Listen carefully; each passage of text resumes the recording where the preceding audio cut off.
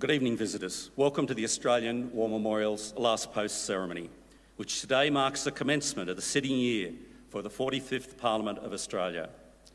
My name is Richard Cruz, and joining us today from the Royal Australian Air Force is Warrant Officer Gerard Goff. We're honoured to acknowledge this evening the Honourable Scott Morrison, Prime Minister of Australia, the Honourable Bill Shorten, Leader of the Federal Opposition, the Honourable Tony Smith, Speaker of the House of Representatives, Senator the Honourable Scott Ryan, President of the Senate, General Angus Campbell, Chief of Defence Force, the Honourable Christopher Pyne, Minister for Defence, the Honourable Richard Marles, Shadow Minister for Defence, the Honourable Darren Chester, Minister for Veterans Affairs, and the Honourable Amanda Rishworth, Shadow Minister for Veterans Affairs, the Honourable Stephen Chabot, Minister for Defence Industry, the Honourable Dr Mike Kelly, Shadow Assistant Minister for Defence, Industry and Support, Mr John King, on behalf of the Return and Services League of Australia, and Mrs Sandra King.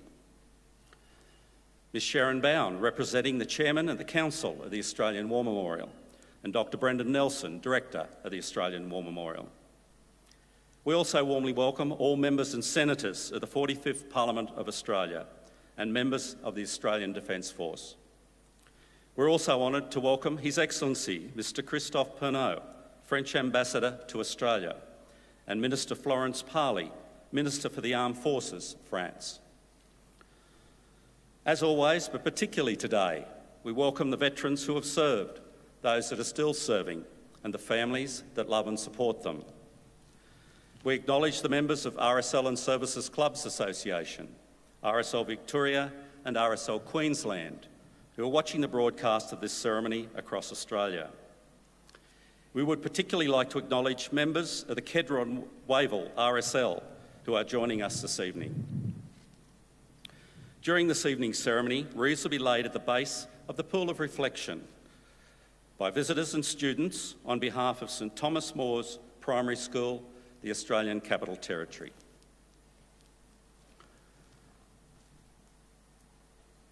Australia's Federation Guard is a tri-service ceremonial unit of the Australian Defence Force. They provide a ceremonial presence at civil and military events and during visits to Australia by foreign dignitaries. The Guard will now dismount the catapult party from the tomb of the unknown Australian soldier.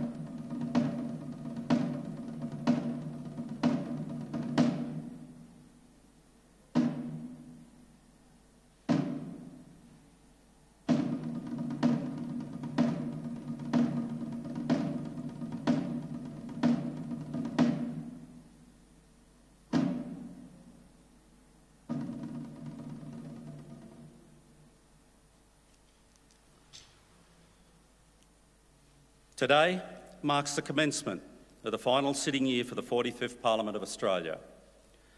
We pause here in the commemorative area of the Australian War Memorial, repository of our nation's soul. As with every day, we gather at this time for the last post ceremony. We do so in renewed commitment to one another, our nation, and the ideals of mankind. We reflect on the political, economic, and religious freedoms given us as Australians. At times, these freedoms have come at a great cost to our nation, the Australian Defence Force, and to the families who love and support them. At the opposite end of Anzac Parade from the Parliament, this institution and the stories it tells reminds us that we are Australians, and there are some truths by which we live. Here with us today are the men and women elected by Australians to make the decisions that build and protect our nation, including the deployment of members of the Australian Defence Force across the globe. The role of honour cloaking us reminds us of the cost of those decisions, as does the physical and emotional toll on those who have served. This year, we reflect on the 100th anniversary of the Treaty of Versailles that formally brought the Great War to an end, but which also sowed the seeds of another, even bigger global conflict. We will commemorate the 80th anniversary of the commencement of the Second World War and the 75th anniversary of D-Day Normandy landings. Tonight, we will hear a confronting tragedy from one of the darkest moments of Australia's darkest year of the Second World War. The nurse about to be executed 77 years ago this week uses language reflecting attitudes of the day. It speaks of how much we have changed. Though painful, such events and sacrifices inform us who we are now. We are mindful of our history, but not held hostage to it. We emerge from these events forever changed, with a greater belief in ourselves and a deeper understanding of what it means to be Australian. Devastated by war, Japan transformed itself into a vibrant democracy, a champion of universal human ideals, a respected peacemaker, friend, and highly valued ally of Australia. Today, as the members of Parliament commence the sitting year, your presence here speaks to every Australian, whether Australian by birth or choice, of the deep responsibility to never forget individual sacrifices made in our name, devotion to duty and our country. This is a place not of war, but of love and friendship, love for friends and between friends, love of family and of our country, of lives committed not to themselves but to us, and their last moments to one another. For we are young and we are free. I would now like to invite the Honourable Scott Morrison, Prime Minister of Australia, to the lectern.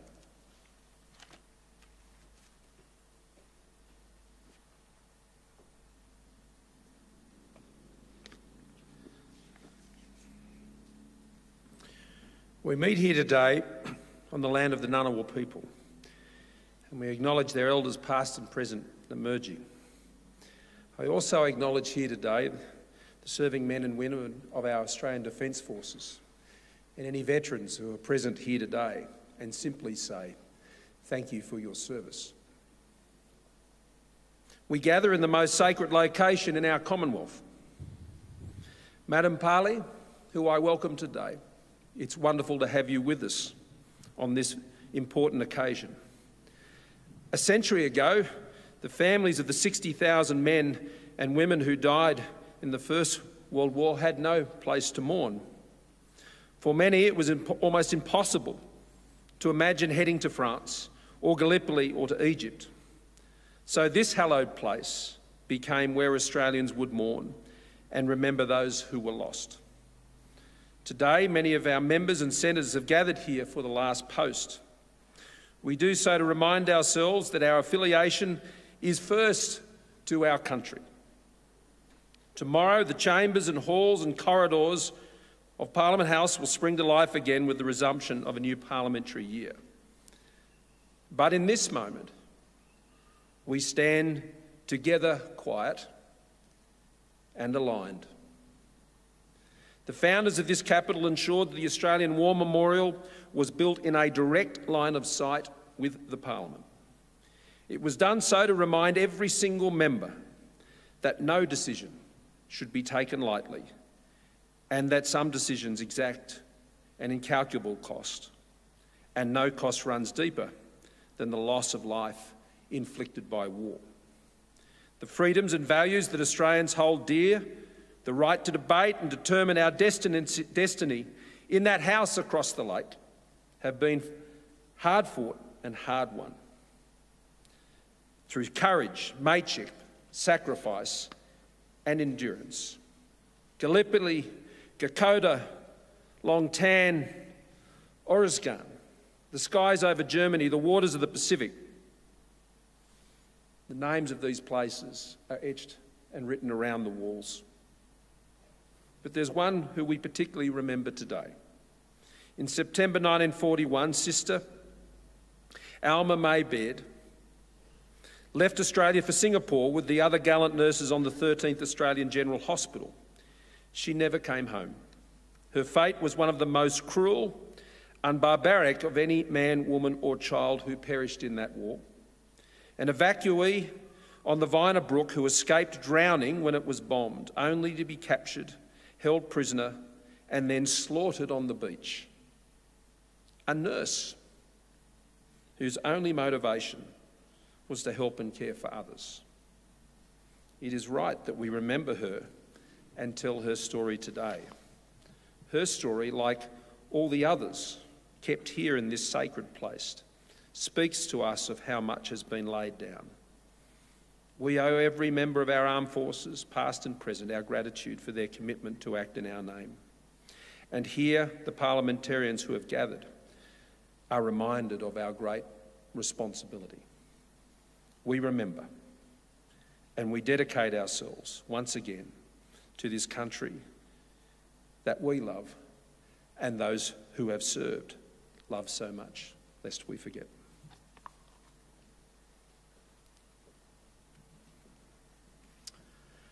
Thank you, Prime Minister. I now invite the Honourable Bill Shorten, Leader of the Federal Opposition, to the lectern.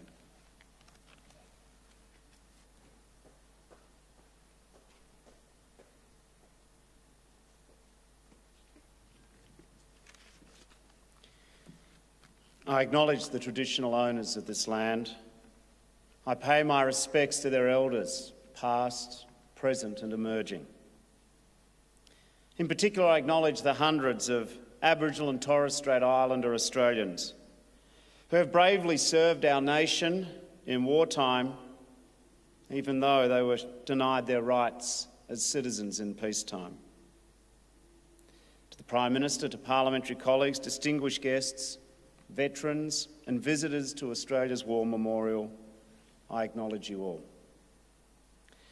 Here at the War Memorial in the early evening, the bugler's call has summoned us to hear the story of a young life unfinished. Today it plays for Lieutenant Sister Alma Baird from the wheat belt of Western Australia. She was one of 5,000 Australian nurses to serve in the Second World War, tending the wounded, caring for the sick, soothing the pain and the fear and the tears and confusion of so many wounded young men. Living the definition of courage, grace under pressure. Alma Baird was one of 65 Australian nurses aboard the steamship Viner Brook when it was sunk, fleeing the invasion of Singapore 77 years ago this Thursday. 12 nurses drowned and another 21, Alma included, were massacred on Banker Island in the Netherlands East Indies 2 days after the sinking. They were exhausted. They were forced to limp across the pristine white sand of Raji Beach. They were marched into the clear blue water, the machine guns of a Japanese execution squad at their back. It is recorded that Sister Jean Stewart cried out at that moment, "Girls, take it, don't squeal." Matron Irene Drummond shouted at that moment over the sound of the first shots, "Chin up, girls. I'm proud of you all and I love you all." Now we know the words of remarkable defiance and bravery. They come to us through the sole survivor, Sister Vivian Bullwinkle. She was shot in the hip. She lay perfectly still in the shallow water, pretending to be dead. She could hear the dying prayers of her sisters. She survived another 3 years in a prisoner of war camp. And when she returned to Australia, she wrote to the families of all 21 of her fallen friends, sharing the story of their last brave moments. That's the bravery and the love and the loyalty and sisterhood that bound and binds Australian nurses. Dedication to each other and to their duty. Indeed, none of those aboard the Viner Brook had wanted to evacuate Singapore. They actually believed that their place was with the wounded, to the last, come what may. It had been the same in Greece in 1941. As the fighting intensified and danger increased, the matrons in charge of General Hospital 5th and 6th, they were ordered to prepare for evacuation. With places on the transport limited in the retreat in Greece, rather than publicly call for volunteers, each nurse was asked to write either stay or go on a piece of paper. Either stay or go. In the privacy of a secret ballot, every single Australian nurse wrote stay. This last post joins us to generations of brave men and women. It plays for their loyalty to each other. It plays for their love of family and of nation. It plays for the wry smile on Alma's official paybook photograph at the other end of the pool. A wry smile stolen forever. It plays for the broken-hearted parents and partners, children orphaned by grief. This solemn ceremony, which we are privileged to attend, and this magnificent secular cathedral which hosts it, does not turn away from this sadness. Tonight and every night, the last post combines the best traditions of Anzac and Australia. Egalitarian and democratic, humble and human. Truly, this is a ceremony for one of them and all of us. For the people we've lost, for our veterans and their families to whom we owe so much. And as Parliament resumes for the year, it reminds us that it is for the free and peaceful nation that their service and sacrifice has preserved. So as we depart here tonight to commence the parliamentary year and the inevitable debates and disagreements, the clashes and conflict of our adversarial democracy, let the notes of the last post hold us all to Australia's oldest promise. We will remember them, lest we forget.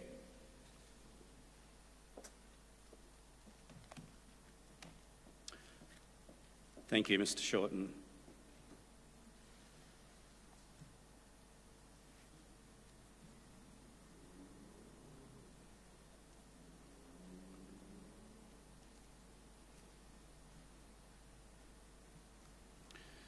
I'd now like to invite you all to please stand and join in singing the national anthem. Rifle Party, attention! Rifle Party, present, arms!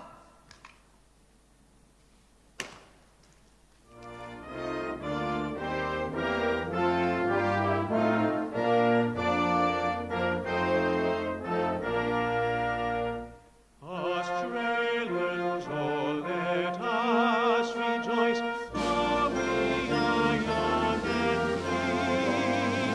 We've golden soil and wealth for toil, our home is birth by sea. Our land abounds in nature's gifts, of beauty rich and rare. In history's page, let every stage advance Australia fair. In joyful strains, then let us sing, advance Australia fair. Rifle Party, shoulder, arms! Rifle Party, order, arms! If you're able, please be seated. The Australian War Memorial was the vision of Charles Bean, Australia's First World War official historian. Bean landed with the Australian troops on Gallipoli and stayed with them at the front through to the end of the war. The idea of this national memorial and museum came to him at Pozières, France, in the depths of the bloody fighting of 1916. Bean's idea was that this would be a place where families and friends could mourn loved ones buried in faraway places. It would also be a place that could help all Australians understand what these men and women had endured and what they had done for us. Bean's vision, to which we remain true, is best expressed as inscribed in the entrance to the memorial's galleries. Here is their spirit, in the heart of the land they loved, and here we guard the record which they themselves made. Tonight we'll read the story behind just one of those on the Roll of Honour, which lists the names of more than 102,000 men and women who have given up their lives for us in war and operations for more than a century. But first we present a lament, Flowers of the Forest. Wreaths or floral tributes will now be laid at the base of the pool of reflection in the following order. The Honourable Scott Morrison, Prime Minister of Australia, and the Honourable Bill Shorten, Leader of the Federal Opposition.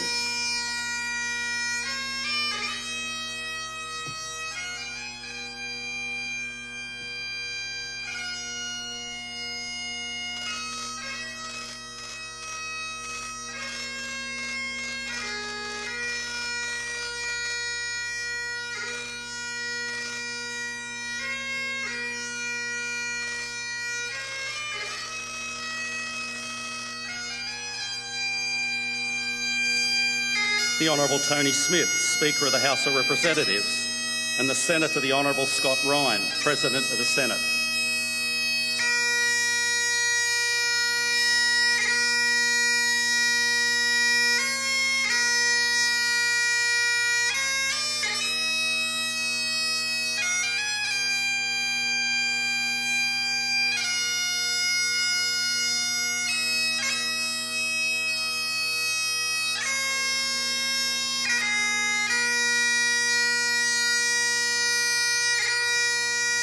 General Angus Campbell, Chief of Defence Force.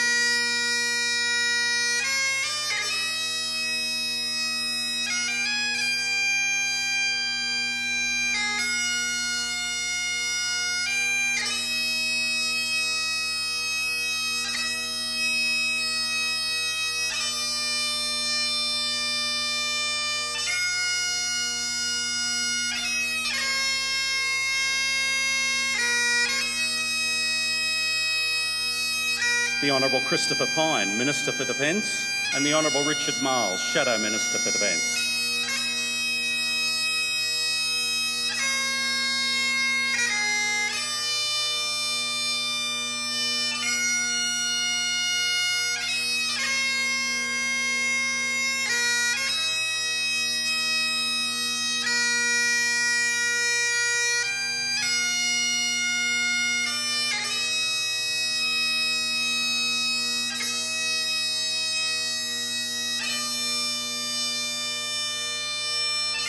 the Honourable Darren Chester, Minister for Veterans Affairs, and the Honourable Amanda Rishworth, Shadow Minister for Veterans Affairs.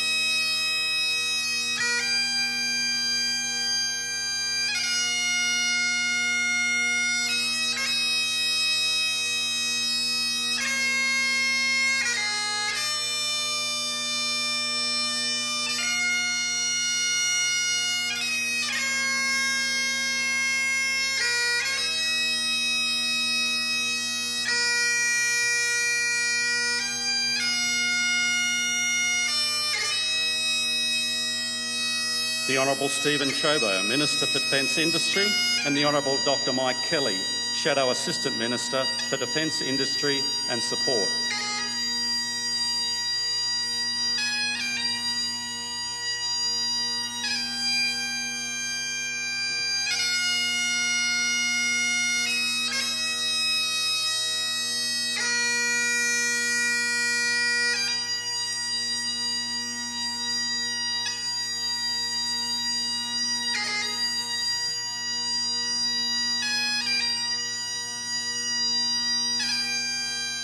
His Excellency, Mr Christophe Pernot, French Ambassador to Australia, and Minister Florence Parly, Minister for the Armed Forces, France.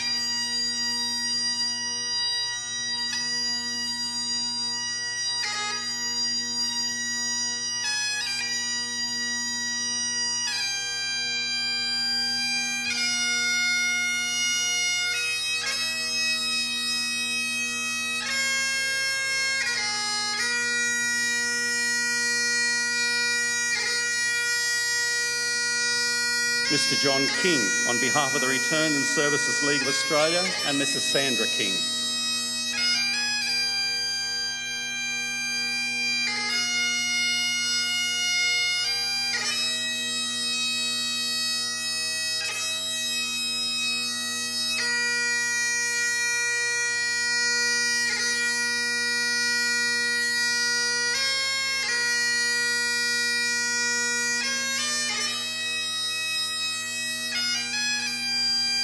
Ms Sharon Bowen, representing the Chairman and the Council of the Australian War Memorial, and Dr Brendan Nelson, Director of the Australian War Memorial.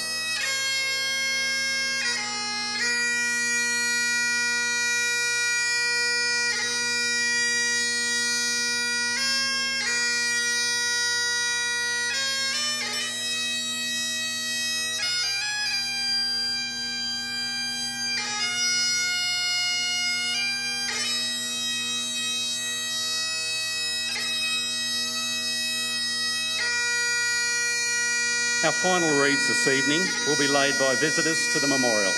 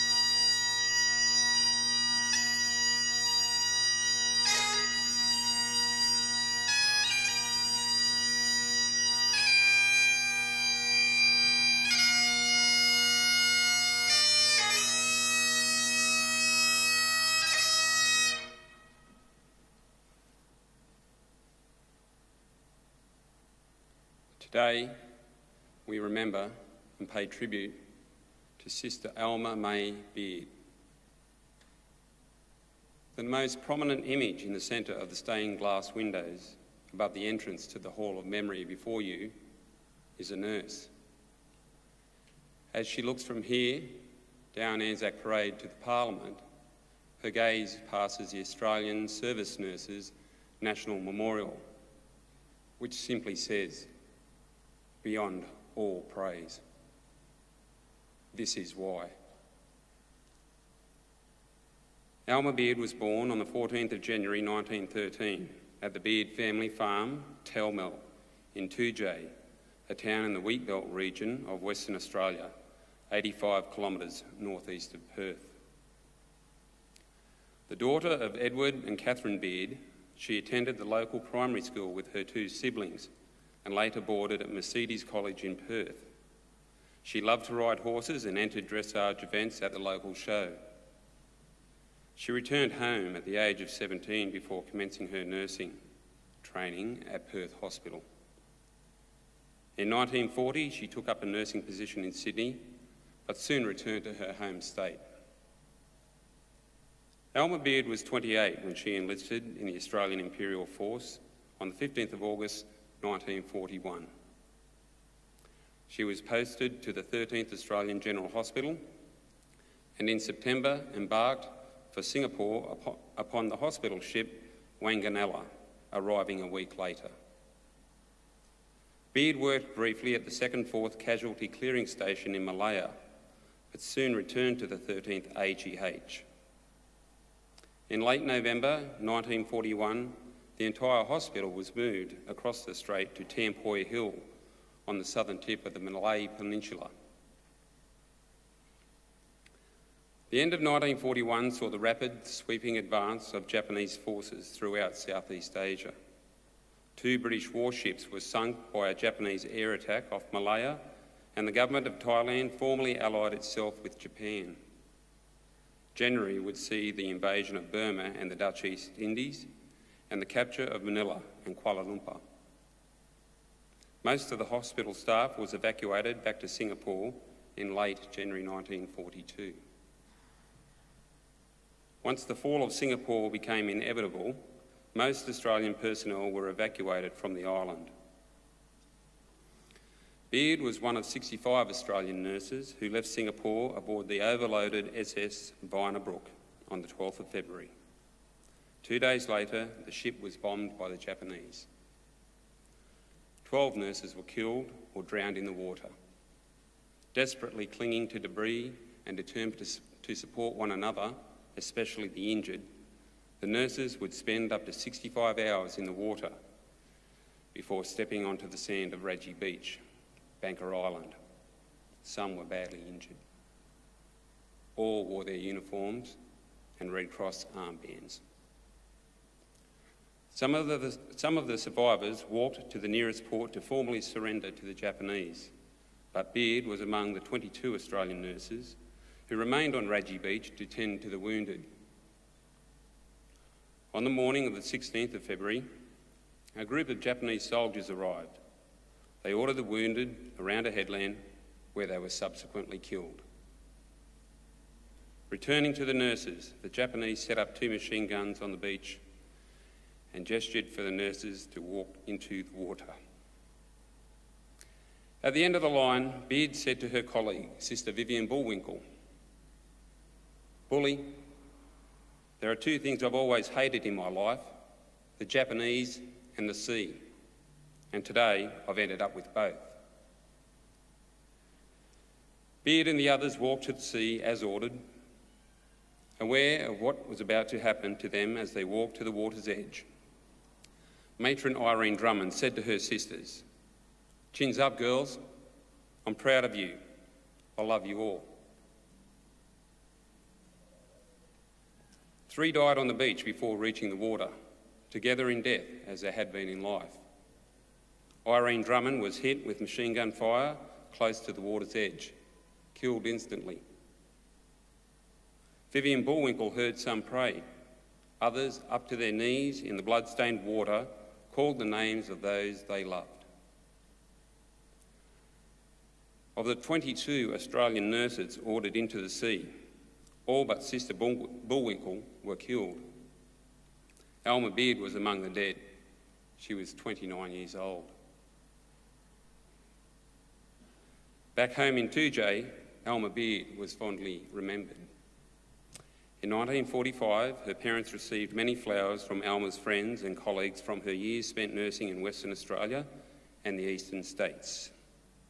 Her mother received a letter from Vivian Bullwinkle, which told how Alma's brave conduct in her hour of crisis had added lustre to the service which she so nobly carried on. In 1992, the Alma Beard Community Health Centre was opened in her hometown of 2J. Sister Alma May Beard is commemorated on the Singapore Memorial, and her name is listed on the Roll of Honour on my left, among almost 40,000 others from the Second World War. Her photograph is displayed today by the Pool of Reflection. This is but one of the many stories of service and sacrifice told here at the Australian War Memorial. We now remember Sister Alma May Beard and all those Australians who gave their life for us, for our freedoms, and in the hope of a better world.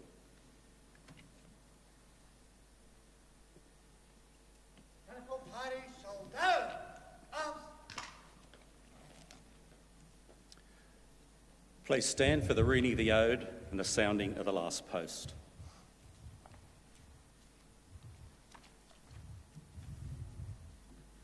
They shall grow not old, as we that are left grow old.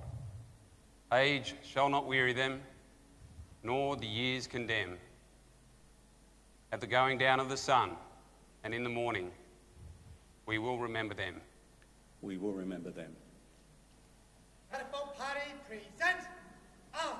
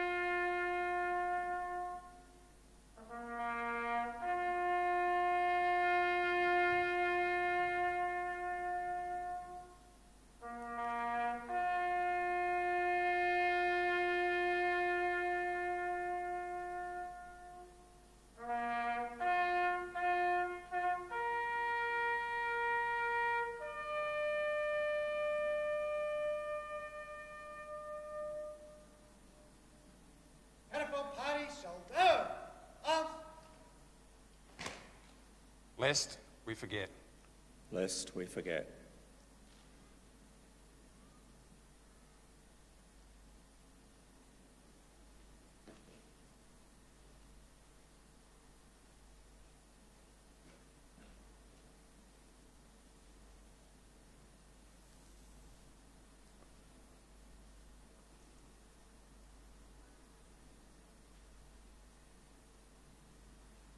Catapult Party out loud.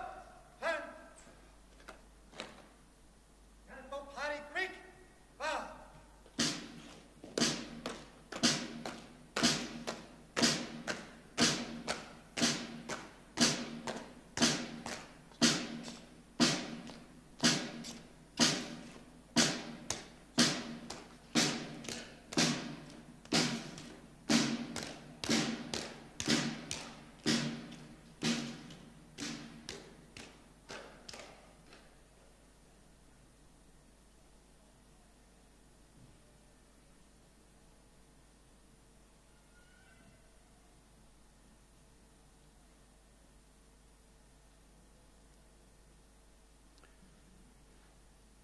We leave you this evening with the words of the memorial's founder, Charles Bean.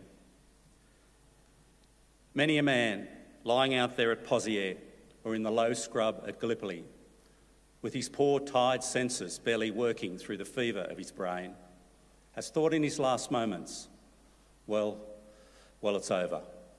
But in Australia, they will be proud of this. Ladies and gentlemen, girls and boys, that concludes this evening's last post ceremony. We do ask for your patience in exiting the commemorative area this evening. Please be mindful of those around you and follow the directions of memorial staff as you make your way through the front entrance. We thank you for visiting the Australian War Memorial and wish you all a very good evening. Thank you.